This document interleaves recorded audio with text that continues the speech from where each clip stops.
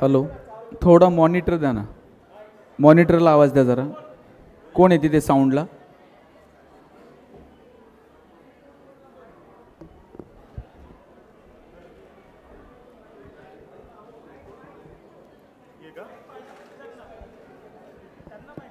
नमस्कार.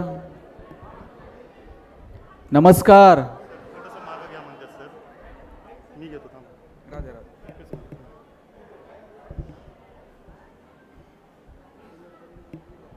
बंद करू, गरम होईल. खरं तर माझे मित्र आमदार अमितजी गोरखे साहेब यांच्या मातोश्री अनुराधाताईंच्या वाढदिवसाच्या निमित्तानं आपण सगळेजण एकत्र जमलेलो आहोत. या कार्यक्रमासाठी आमचे सगळ्यांचे मार्गदर्शक आदरणीय रवीजी भुसारी साहेब हेही या ठिकाणी उपस्थित आहेत. इथं मोठ्या संख्येनं महिला, विद्यार्थी, ज्येष्ठ नागरिक, तरुण आणि खास हा सोहळा वाढदिवसाचं जरी औचित्य असलं, दादा हा कूलर बंद करा, तरी विद्यार्थ्यांसाठी खास करून आयोजित केलेला आहे. माझ्या बोलण्यानंतर इथे गुणवंत विद्यार्थ्यांचा सन्मान होणार आहे. मला इथं बसलेल्या सगळ्या पालकांना आवर्जून दोन गोष्टी नमूद करायच्या की आपली मुलं ही सगळी एकमेकांपेक्षा वेगळी आहेत. त्यांच्यातलं वेगळेपण ओळखणं, त्यांच्या पाठीवर कौतुकानं थाप मारणं, वेळ प्रसंगी कानाला पकडणं आणि त्यांच्या जगण्याला योग्य दिशा देता येईल का यासाठी प्रयत्न करणं ही पालक म्हणून तुमची माझी जबाबदारी आहे. आज आपल्या आईचा वाढदिवस साजरा करता यावा आणि तो करत असताना घरातही कदाचित केक वगैरे कापून तो करता आला असता, पण मला ज्या आईनं प्रेरणा दिली आणि म्हणून मी इथपर्यंत येऊन पोहोचलो, अशी प्रेरणा, असं कौतुक या भागातील मुलामुलींचं, विद्यार्थ्यांचं व्हावं यासाठी हा वाढदिवस जरा वेगळ्या पद्धतीनं साजरा केला जातो. अमितजी माझ्या जिल्ह्यातले आहेत आणि तुम्ही मगाशी ताईंचं प्रास्ताविक ऐकलं असेल, त्या म्हटल्या आमच्या नगरचा. माझा उल्लेख करतानाही त्यांनी आमच्या नगरचा असा उल्लेख केला. आम्हाला सार्थ अभिमान आहे की नगर जिल्ह्यातून इथं आलेले अमितजी आणि त्यांनी ज्या पद्धतीनं त्यांची सगळी कारकीर्द घडवली. ते सांगत होते, माझे वडील वॉचमन होते, माझी आई शिक्षिका आणि मी स्वतः रस्त्याला उभं राहून काकडी विकलेली आहे. पण लहानपणापासून जेव्हा जेव्हा शाळेत जायचो त्यावेळेस जे चित्र बघितलं की असं वाटायचं की अरे आपली पण अशी शाळा असली पाहिजे. आईंनी आयुष्यभर शिक्षिका म्हणून काम केलं, विद्यार्थ्यांच्या जडणघडणीत योगदान दिलं. इथं अनेक शिक्षकही असतील. मला असं नेहमी वाटतं की शिक्षक असणं याच्यापेक्षा काय गोड असतो. किती सुंदर काम आहे. मी नवीन नवीन स्वच्छता अभियानामध्ये काम करायचो. शासनानं अभियान आणलेलं होतं आणि हात धुवा मोहीम राबवलेली होती. सचिन तेंडुलकरला ब्रँड अँबॅसेडर केलं होतं आणि शाळेत जाऊन आम्ही सांगायचो स्वच्छ हात धुतले पाहिजेत, मुलांनी स्वच्छ राहिलं पाहिजे आणि जेवणाच्या अगोदर मुलांनी स्वच्छ हात धुवावा असं आम्ही त्या सगळ्या शिक्षकांना सांगायचो. एका शिक्षिकेनं ते इतकं मनावर घेतलं, त्या दुपारच्या सुट्टीमध्ये बादली घेऊन तिथे उभं राहायच्या आणि त्या पोरांना म्हणायच्या हात धुवा, त्याशिवाय डबा उघडायचा नाही. सगळा वर्ग हात धुवायला शिकला होता, पण एक पोरग जरा उन्हाळ होतं, ते हातच धुवायचं नाही. बाई छडी घेऊन त्याच्या मागं पळायच्या, हात धु, त्याच्याशिवाय डबा उघडायचा नाही. इकडून तिकडून ते पोरग हात धुवायला शिकलं, पण गडबड अशी झाली, ते हात धुवायचं आणि बाईंच्या पदरा लिहून हात पुसायचं. बाई म्हटल्या कुठून सुचलं मी याला हात धुवायला शिकवलं. बाई मुख्याध्यापकांकडे गेल्या, म्हटल्या तुमच्या सूचनेनुसार सगळा वर्ग हात धुवायला शिकलाय, पण एक पोरग हात धुवून माझ्या पदराला, साडीच्या पदराला हात पुसताय, सगळी साडी खराब होते. मुख्याध्यापक म्हटले काळजी करू नका, उद्या त्याच्या आईला आपण शाळेत बोलू. दुसऱ्या दिवशी त्याच्या आईला शाळेत बोलवलं. मुख्याध्यापकांनी तक्रार केली आणि विचारलं का हो तुमचा मुलगा रोज घरी स्वच्छ हात धुतो? आई म्हटली एरवी नव्हता धुत, पण 8 दिवस झाले मी बघते रोज स्वच्छ हात धुतो. सरांनी विचारलं आणि पुसतो कुठे? तिथं काही नॅपकिन, रुमाल, टॉवेल काय ठेवलेलं असतंय? आईनं सांगितलं कशाचं नॅपकिन आणि काय हो साहेब, ते तिथं रांजणावर हात धुत आहे, पळत पळत येत आहे आणि माझ्या पदराला हात पुसून जात आहे. सरांनी विचारलं आणखी काही बदल तुमच्या मुलात झालाय का? म्हणजे आणखी एक बदल झालाय. मी एरवी जर शेतावर जायला निघाले ते पदर असा कमरेला खोचून जायचे. आता पोरगं मला म्हणते आई पदर असा कमरेला खोचायचा नसतो. आमच्या बाई कशा छान पिन करून येतात तशी पिन बिन करून शेतावर जायचं. एरवी माझे केस विस्कटलेले असायचे, ते मला म्हणते आई केस असे विस्कटलेले नाही ठेवायचे, असा आंबाडा नाही बांधायचा.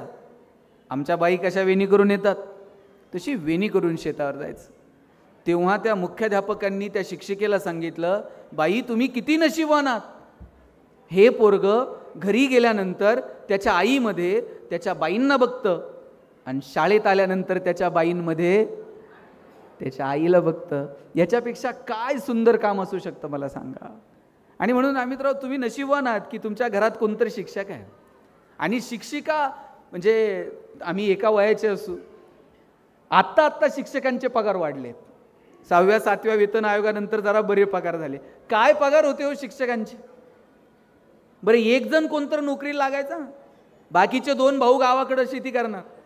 जे नोकरीला लागलाय त्यानं फक्त त्याचंच बघायचं नाही, त्यानं गावाकडच्या भावाला पाईपलाईन करून दे, त्याला शेती घेऊन दे, त्याच्या पोरांची शिक्षणं बघ, त्यांच्या पोरींची लग्नाचं बघ. आणि जर नोकरदार शहरात असला, आमचं लोणीचं पेशंट जर इथं असलं ना तर यांनी जाता जाता डबा देऊन जायचा. पैसे नव्हते हो, जबाबदाऱ्या स्वीकारायला माणसं तरबेज होती. बायको जर कधी म्हणली चला सारसबागेत, गाडी नव्हती आपल्याकडे साहेब, मित्राची गाडी घ्यायची, त्याच्यात निम्म रॉकेल, त्यात निम्म पेट्रोल, स्वारगेटजवळ जाऊस तर गाडीतलं पेट्रोल संपणार, मग गाडी वाकडी करायची. शिंदेसाहेब हे तंत्रज्ञान फक्त भारतात आहे, जगात कुठं गाडी वाकडी करत असतील साहेब मला वाटत नाही. आणि वाकडी करून जर चालू झाली नाही, पुढे वेगळे सायंटिस्ट होते, ते टाकीत फुकणार. बरं यानं टाकीला तोंड लावल्यावर तर बायको असं बघायची कोणत्या मुहूर्तावर यांची माझी गाठ पडली का नसतं. बरं अशात बायकोनं नुसता खांद्यावर हात ठेवू द्या, कित्येकांच्या गाड्या बिना पेट्रोलच्या सिंहगडावर गेल्यात. आता AC गाड्यांमधून नवरा बायको फिरतात. बायको तिकडच्या खिडकीतनं तिकडं बघते, नवरा इकडच्या खिडकीतनं इकडं बघताय, आणि ड्रायव्हर मधल्या आरशातनं दोघांकडे बघत असतो. हे बोलत का नाहीत? साधनं वाढत गेले पण संवाद कुठे होरपळून गेला हे मात्र कळलं नाही. इथं बसलेल्या सगळ्या पालकांना माझी विनंती आहे, साधनं वाढतील, भौतिक प्रगती होईल, पण आपल्या लेकरांसोबत संवाद आहे का? आपल्या लेकरांसोबत सहवास आहे का?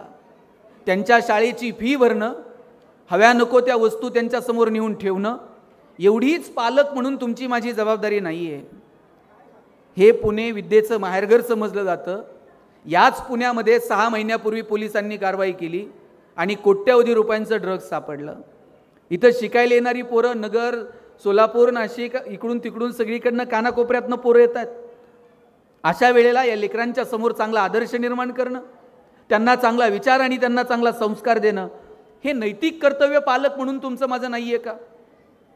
आपल्या पोराला किती मार्क पडले याच्यासाठी आपण हंटर घेऊन त्याच्या मागं आहोत, पण कधीतरी एखादं चांगलं पुस्तक आपण त्या लेकराच्या हातात दिलंय का? बघ बरं जरा हे काय लिहिलंय यात. कधी एखाद्या चांगल्या चित्रपटाला तुम्ही पोरांना घेऊन गेलात का? कधी चांगलं एखादं नाटक दाखवलंय का? कधी चांगल्या माणसांसोबत आपण आपल्या लेकरांची ओळख करून दिली आहे का? या पोरांच्या सर्वांगीण विकासासाठी पालक म्हणून आपली भूमिका नेमकी काय असली पाहिजे यावरती लक्ष देण्याची गरज आहे.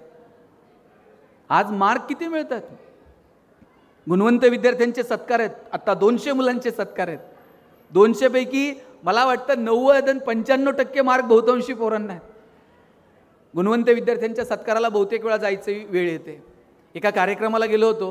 पहिल्या 3 रांगा 90पेक्षा जास्त मार्क मिळवणाऱ्यांच्या होत्या आणि त्याच्या पाठीमागच्या 3 रांगा 80 ते 90% मार्क मिळवणाऱ्यांच्या होत्या आणि त्या पाठीमागं 50 रांगा 60 ते 70% मार्क मिळवणाऱ्यांच्या होत्या.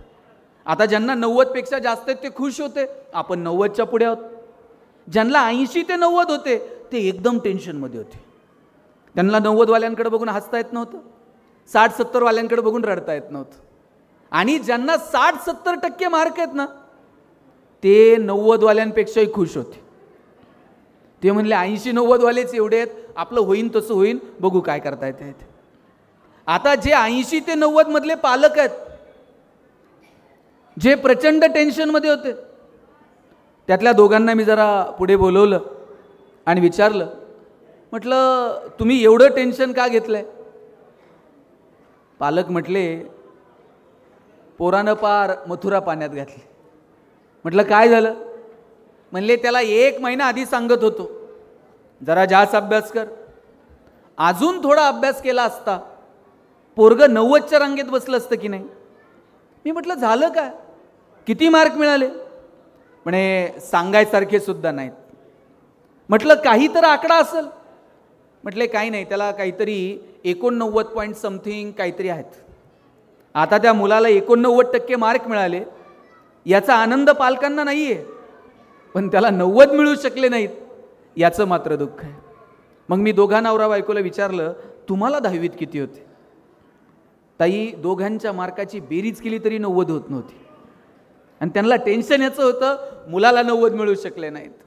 तुम्ही मार्क जरूर मिळवा साहेब, पण केवळ गुणपत्रिकेला आलेली गुणांची सूज म्हणजे गुणवत्ता नाही. ट्रेंड बदलतायत तसे आपण बदलतोय, हंटर घेऊन त्यांच्या मागे उभे आहोत. एक जमाना होता डीएडचा. आता तरुण पोरांना डीएडचा काहीतरी कोर्स असतो हे सुद्धा बहुतांशी पोरांना माहीत नसेल. आणि डीएडला जर नंबर लागला आणि त्यातल्या त्यात ते जर जिल्हा परिषदच्या शाळेवर एकदा चिटकला आणि दोघं नवरा बायको जर जिल्हा परिषदला असले, त्यांनी परत मागं वळून बघायचं नाही. आज डीएड कॉलेजेसची अवस्था काय? बहुतांशी डीएड कॉलेजेस आता बंद आहेत. त्यानंतर इंजिनिअरिंगवाल्यांचा बूम होता साहेब. गावात एखादाच इंजिनियर असायचा. गावात जर पाहुणे आले आणि कुणी जर विचारलं इंजिनियर साहेब कुठं राहतात, सगळं गाव त्या पाहुण्याला इंजिनियरच्या घरी नेऊन सोडत होत. आता तुम्ही गावात जाऊन विचारा इंजिनियर साहेब कुठं राहतात, ते म्हणते नाव सांग, प्रत्येक घरात 4 आहेत. आणि आफ्टर कोविड आता मेडिकलचा बूम आहे. प्रत्येक आईबापाला वाटतंय पोरगं मेडिकलला गेलं पाहिजे. नाही भारतात नंबर लागला रशियात जाऊ द्या, पण पोरानं मेडिकललाच गेलं पाहिजे. बरं यांच्या डोक्यात असलं काय नाही. याला जरा मॅथ्स फिजिक्स आवडतंय म्हणून यानं इंजिनिअरिंगला जावं, याला जरा बायोकेमिस्ट्री आवडतंय म्हणून यानं मेडिकलला जावं, असलं काही नाही. आमच्या डोक्यात आहे पोरगा MBBS, त्याला मुलगी डॉक्टर, दोघांचं हॉस्पिटल आणि नंतर मेहुण्याला मेडिकल. त्या हल्ली मेहुण्यालाच द्यावं लागतंय साहेब, ते लिखित नियम आहे. आम्ही या चौकटीच्या पलीकडे कधी जाणार आहोत? इथे चेंबूरला गेलो होतो मी व्याख्यानाला. होमी भाभा इन्स्टिट्यूट आहे, 1200-1400 एकरचा कॅम्पस आहे. महाराष्ट्रातली साहेब मला बोटावर मोजण्या इतकी पोरं सुद्धा अशी सापडली नाही की ज्यांना वाटतंय आपण तिथे जावं, संशोधक व्हावं. आमच्या डोक्यात फक्त एकतर डॉक्टर व्हायचंय किंवा इंजिनियर व्हायचंय, मोठं पॅकेज, आयुष्यात एक गाडी, एक बंगला आणि आयुष्यभर हप्ते हप्ते हप्ते हप्ते हप्ते आणि एक दिवस स्विच टॉप. याच्या पलीकडे आम्ही विचार करायला तयार नाही होत. 140-45 कोटी लोकसंख्या आहे भारताची. हजारो लोक रोज जन्माला येतात आणि मरतात, त्यांच्या नावाची नोंद सुद्धा इतिहास ठेवत नाही.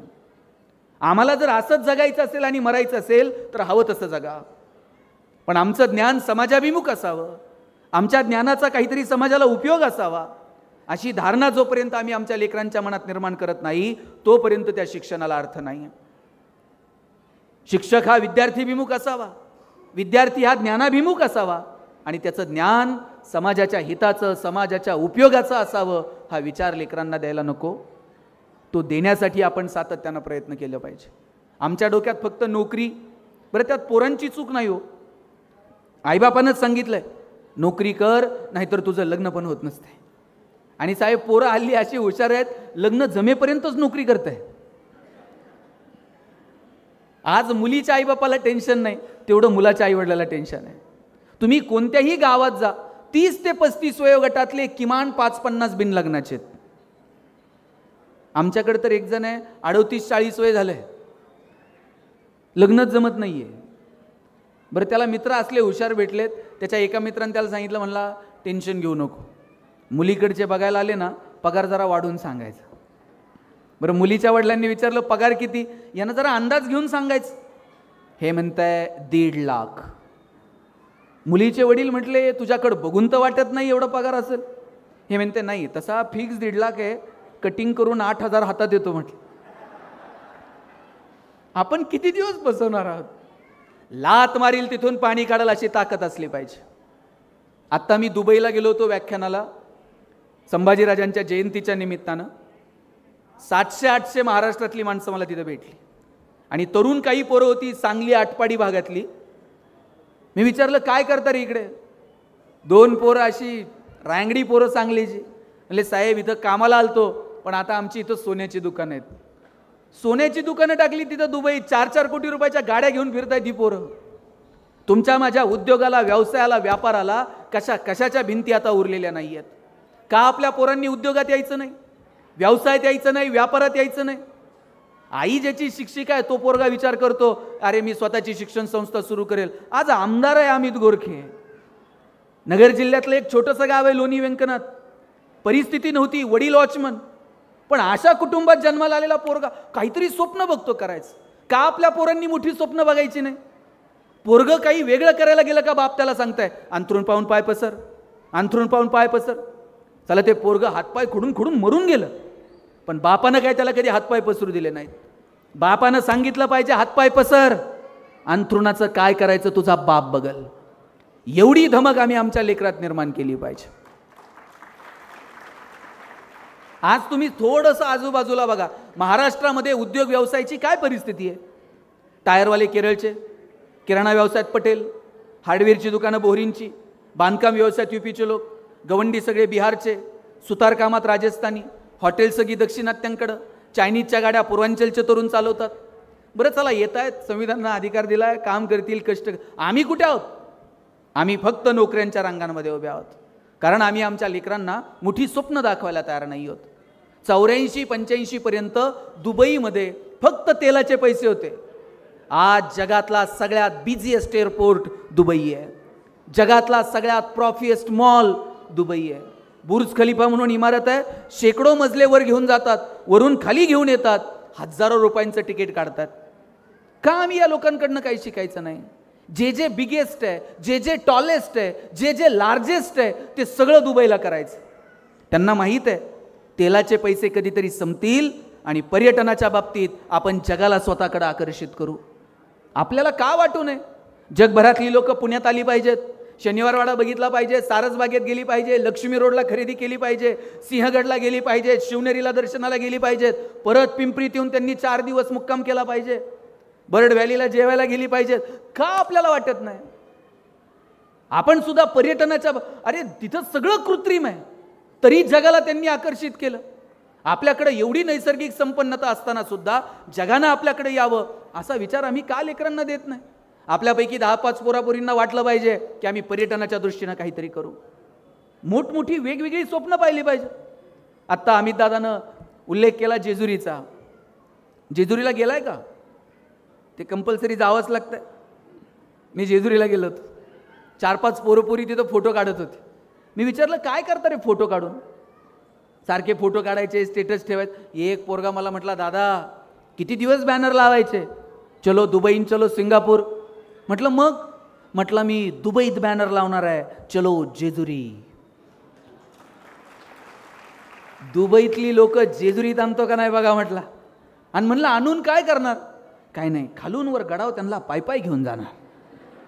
आणि एकदा का ते घामाघूम झाले मग त्यांना लेक्चर देणार किती कॅलरीज बर्न झाल्या, रात्री म्हणला 2-2 हजार रुपये तिकीट काढून त्यांना जागरण गोंधळ ऐकायला लावतो का नाही बघा म्हटलं. मला हेवा वाटतो या पोरांचा, जी चौकटीच्या पलीकडे जाऊन काहीतरी काम करू बघतायत. आपल्या पोरांनी ह्या चौकटी तोडल्या पाहिजेत, मोठी स्वप्न बघितले पाहिजेत, काहीतरी नवीन मिळवण्यासाठी अट्टहास धरला पाहिजे. पण केवळ आणि केवळ मार्कांसाठी अभ्यास या संकल्पनेपेक्षा थोडंसं पुढे जाऊन विचार करायला हवा. नाहीतर सगळंच मार्कांसाठी, इतिहास मार्कांसाठी, भूगोल मार्कांसाठी, इतिहासातली पात्रसुद्धा मार्कांसाठी. मग शिवाजी महाराज 4 मार्काला, संभाजीराजे 5 मार्काला, तुकाराम महाराजांचा अभंग अवघड आहे, ऑप्शनला टाकू, त्याच्याऐवजी दुसरं काहीतरी वाचू. परवा तर 10वीतला एक पोरगा मला विचारत होता, सर यावर्षी मराठीच्या पेपरला ज्ञानदेव पडणार आहेत का तुकाराम पडणार आहेत? मी म्हणले हे पडतील कसे ज्यांनी महाराष्ट्र उभा केला? सगळं कसं मार्कांसाठी असेल? पोरींनो, मराठीचा धडा वाचताय ना, त्या लेखकासोबत मैत्री झाली पाहिजे.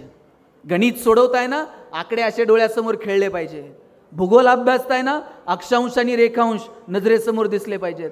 लॅबोरेटरीमध्ये जाऊन काही प्रयोग करताय ना, त्या सायंटिस्ट सोबत तुम्ही गप्पा मारल्या पाहिजेत.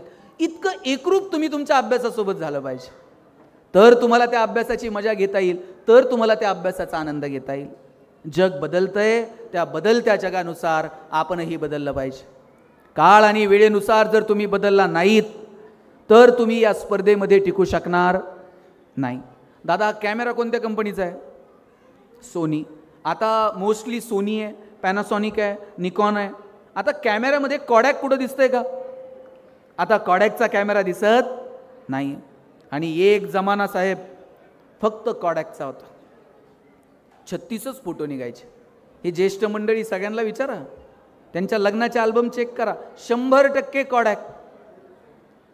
नवरा नवरी हार घालायला आणि फोटोग्राफरचा रोल संपायला, आणि त्या फोटोग्राफरच्या कितीही मागं लागा, वर्ष अल्बम मिळत नव्हते. ते फोटोग्राफर इतका भाव खाणार, म्हणणार ते फोटो धुवायला दिलेत. कोणत्या नदीवर जात होतं कुणास? ज्याचा रुबाब होता मार्केटमध्ये ते कॉडॅक आता बाजारात आहे का? नाही.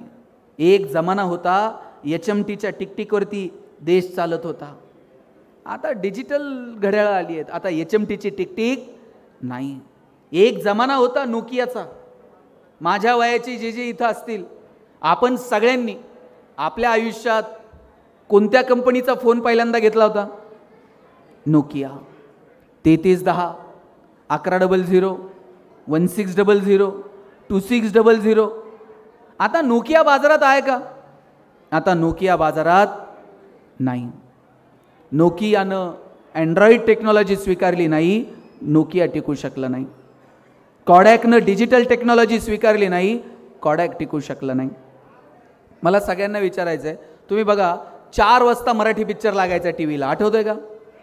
धूमधडाका, थरथराट, लक्ष्मीकांत बेर्डे, अशोक सराफ, आणि मध्येच एक जाहिरात लागायची. माझ्या वयाची जी माणसं आहेत सगळ्यांची ही जाहिरात पाठ असणार. लाईफ बॉय है जहा, काय बघा यांची पाठ आहे. पर्याय नव्हता, जाहिराती पाठ होत्या, कारण चॅनल बदलायला ऑप्शन नव्हता. एकच चॅनल होता, त्याच्यात 10 वेळा प्रक्षेपण जायचं. प्रक्षेपण गेलं का पोरं म्हणायची टी व्हीला मुंग्या लागल्या. आता टी व्हीला कुठं मुंग्या लागतात का? मग एक कोणतर शहाणा त्यानं वर जायचं, त्यानं अँटिना फिरवायचा, खालच्यानं म्हणायचं दिसलं चित्र, वरचा खाली येईपर्यंत परत प्रक्षेपण गेलेलं असायचं. आणि मध्ये जी जाहिरात लागायची लाईफ बॉयची, एक शेवटचे 5 मिनिट घेतो नीट ऐका. त्या जाहिरातीमध्ये फुटबॉल खेळणारी पोरं दाखवली होती. भारतामध्ये कधीतरी फुटबॉलची क्रेज होती का? भारतामध्ये जनरली क्रिकेटची क्रेज होती. पण ते लाईफ बॉयला विचारायचं कुणी? लाईफ बॉयची मोनोपोली होती. लोक दुकानात जाऊन साबण द्या नव्हती म्हणत, लाईफ बॉय द्या म्हणायची. पण त्यानंतर लक्स मार्केटमध्ये आला. राजा हिंदुस्तानी पिक्चर हिट झालेला, करिश्मा कपूर एकदम फॉर्ममध्ये होती. लक्सनं करिश्मा कपूरला ब्रँड अँबॅसेडर केलं. आता लक्सनं करिश्माला ब्रँड अँबॅसेडर केल्यावर फुटबॉल खेळणाऱ्या पोरांकडे कोण बघतंय का? लक्सनं मार्केट कॅप्चर केलं. लाईफ बॉयला कळलं आता जर मार्केटमध्ये टिकायचं असेल, फुटबॉल खेळणारी पोरं उपयोगाची नाहीत. लाल रंगाचा ठोकळा साबण बाजूला केला आणि लाईफबॉय गोल्ड नावाचा गुळगुळीत साबण बाजारात आणला. आता लाईफबॉय गोल्डची जाहिरात कोण करत होतं? कॉलेजचा एक तरुण मुलगा आणि मुलगी. मुलगी गाडीवरनं उतरते, रागात निघून जाते. मुलगा विचारतो काय झालं? मुलगी सांगते पसीने की बदबू से परेशान. पोरगा घरी जातो, लाईफबॉय गोल्ड आंघोळ करून येतो. या कंपन्यांना कळलं मार्केटमध्ये जर टिकायचं असेल तर बदल स्वीकारावे लागतील. मला एक सांगा, कोविडमध्ये एक तरी साबण अशी जाहिरात करत होता का? आमचा साबण सुगंधी आहे, तो लावल्यावर तुम्ही गोरे व्हाल. कोविडमध्ये कुणाला गोरं व्हायचं पडलं? प्रत्येक साबण एकच जाहिरात करत होता, 99.9% कीटाणू से मुक्ती. कोविडमध्ये संतूर मम्मी बिम्मी काही नव्हतं, फक्त कीटाणू आणि मुक्ती. आणि साहेब, मला मोती साबणाचं गणित अजून समजलेलं नाही. मोती वर्षभर कुठं असते काय माहित? ते दिवाळीलाच येते. वर्षभर झोपताय, दिवाळीला म्हणताय उठा उठा. मोती साबणानं आंघोळ करायची त्यानं ठरवून घेतलंय. वर्षभर कुणाला काय मस्ती करायची ते करू दे, आपलं मार्केट, आपल्याला आपलं मार्केट ठरवता आलं पाहिजे. भारत ही जगातली सगळ्यात मोठी बाजारपेठ आहे.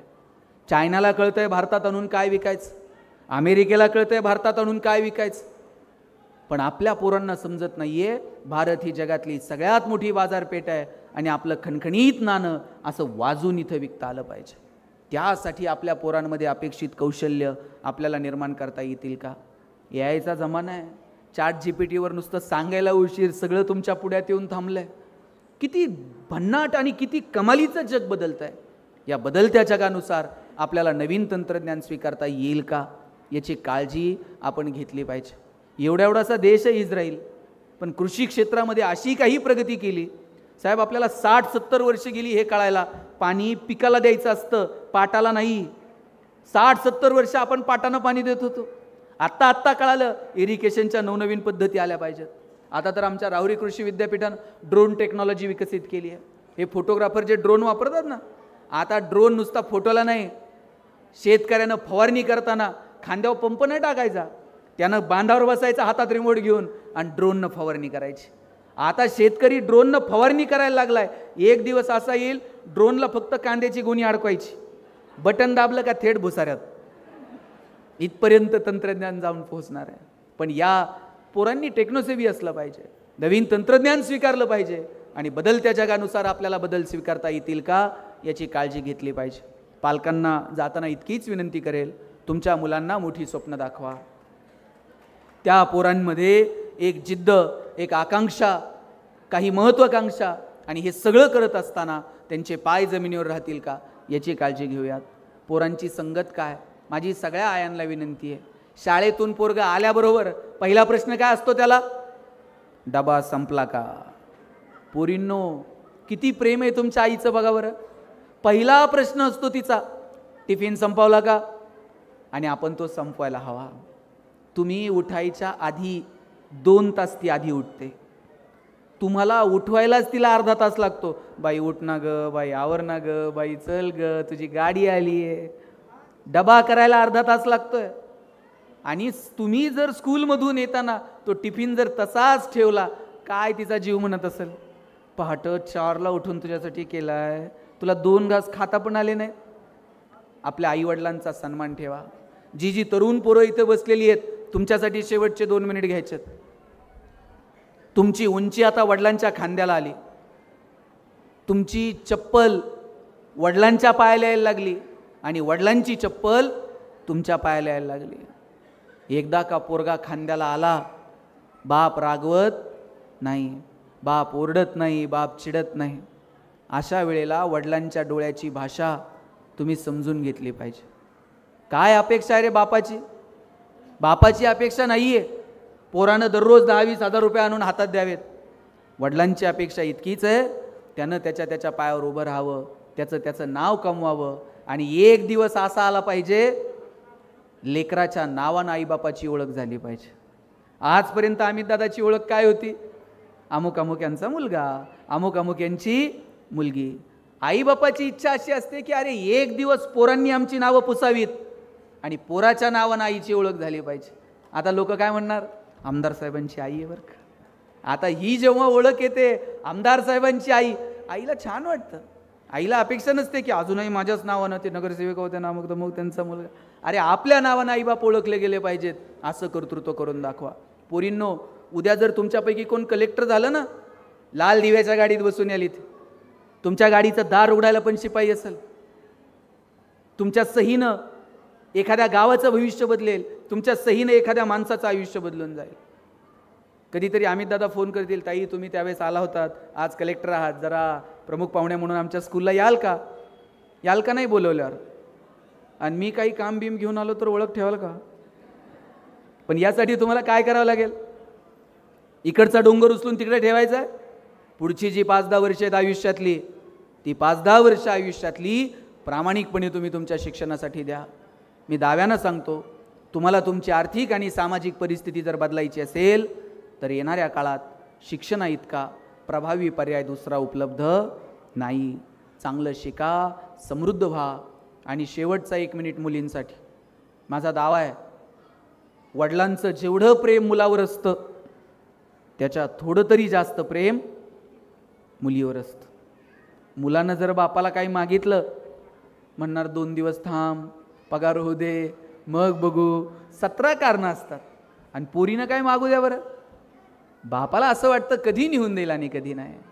बापाला माहीत असतं 4 दिवस चिमणीसारखी थुई नाचल आणि 1 दिवशी भुरकन उडून जाईल. जोपर्यंत आपल्या घरात आहे तोपर्यंत तिचे सगळे हट्ट पुरवायचे हे वडिलांनी ठरवून घेतलेलं असतं. ज्या दिवशी मुलगी जन्माला येते ना, त्या दिवशी वडिलांच्या मनात 2 विचार चमकून जातात. एक मुलीचं शिक्षण आणि दुसरं मुलीचं लग्न. 1-1 रुपया बाप तिच्यासाठी बाजूला काढून ठेवत असतो. वडील स्वतः फाटलेली तुटलेली चप्पल घालतील, पोरीला मात्र शाळेत जायला चांगले शूज घेऊन देतील. बाप फाटलेलं बनियन घालल, पोरीला चांगला ड्रेस घेऊन देईल. वडील सायकलवर कामाला जातील MIDCत, पोरीला कॉलेजला जायला गाडी घेऊन देतील, बसचा पास काढून देतील, हॉस्टेलची फी भरतील. कोण करतं एवढं प्रेम तुमच्यावर. पोरीच्या लग्नात बाप फेटाबिटा घालून मिरवत असतो. दिवसभर बापाची मान उंच असते. कन्यादान झालं ना, मग वडील मान खाली घालतात, जावायच्या हातात हात देतात आणि सांगतात, तळहाताच्या फोडासारखी जपली, सांभाळून घ्या. दिवसभर वडिलांच्या डोळ्यात थेंब येत नाही. पण पोरीची गाडी एकदा निघून गेली ना, खांबाच्या पलीकडे जाऊन एकटाच रडतो तो बाप असतो. कधीच बापाची मान शर्मेनं खाली जाईल असं वागायचं. बापाला अभिमान वाटला पाहिजे, काय माझ्या पोरीनं कर्तृत्व करून दाखवलं, काय माझ्या लेकरानं कर्तृत्व करून दाखवलं. इतकं सुंदर करिअर तुम्हाला तुमच्या आयुष्यात करता येईल का, याची काळजी घ्या. परवा डेव्हिड धवन साहेबांची एक मुलाखत ऐकण्यात आली. त्यांनी सांगितलं, अपयशी जरी व्हायचंय ना, अशा क्षेत्रात व्हा की जे तुमच्या आवडीचं क्षेत्र आहे आणि तुम्हाला तिथे काहीतरी करायचं आहे. नाहीतर उगाच फक्त माना मोडून माना खाली घालून आयुष्य जगू नका. हे दिवस परत कधीच मिळणार नाहीत. सगळं अनप्रेडिक्टेबल आहे. आपण कुणीच मालक नाही आहोत. या माईकवर अजून 1 मिनिट मी बोलेल, उद्या दुसरं कुणीतरी, ताई परवा आणखी तिसरं कुणीतरी बोलेल. या डायसवरती कितीतरी जण बोलून गेले असतील. अजून 1 मिनिटासाठी मी परत नाही. 242 जण लंडनला निघाले होते प्रवासाला.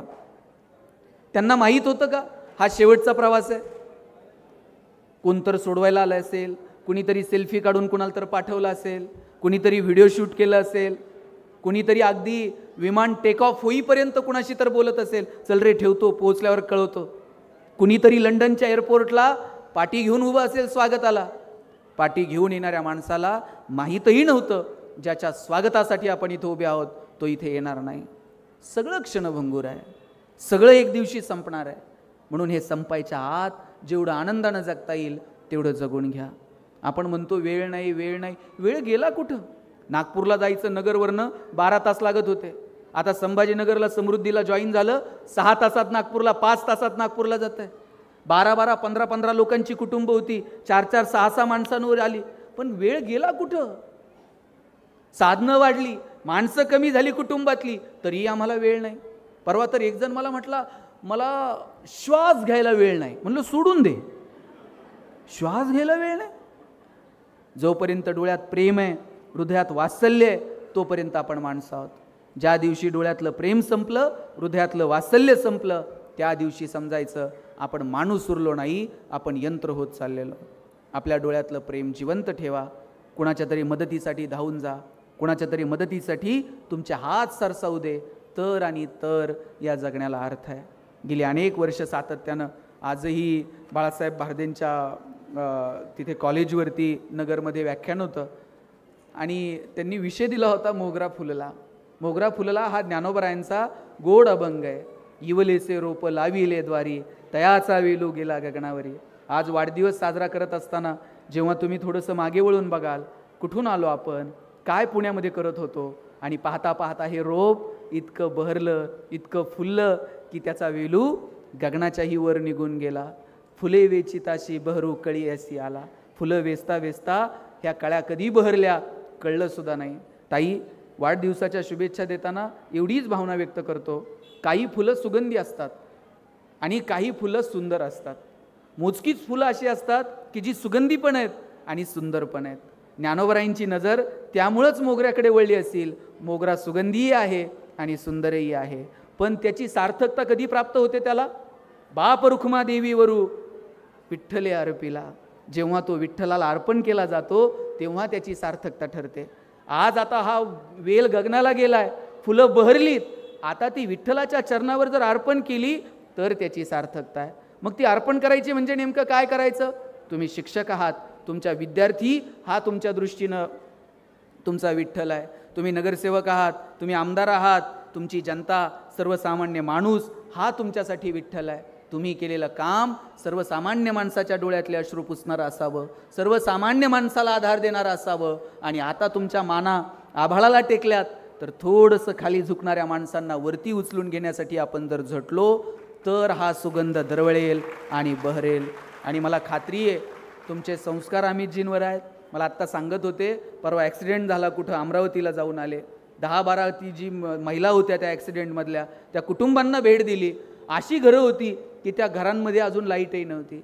आता म्हणे मी तिथे गेलो, CSRमधनं काही लोकांना तिथं घरं बांधून देतोय आपण त्या महिलांना. मला वाटतं ही देण्याची दानत तुमच्यामध्ये असावी. ही दानत समाज किती लक्षात ठेवील मला माहीत नाही, पण निसर्ग मात्र तुमचं उसनं ठेवत नाही.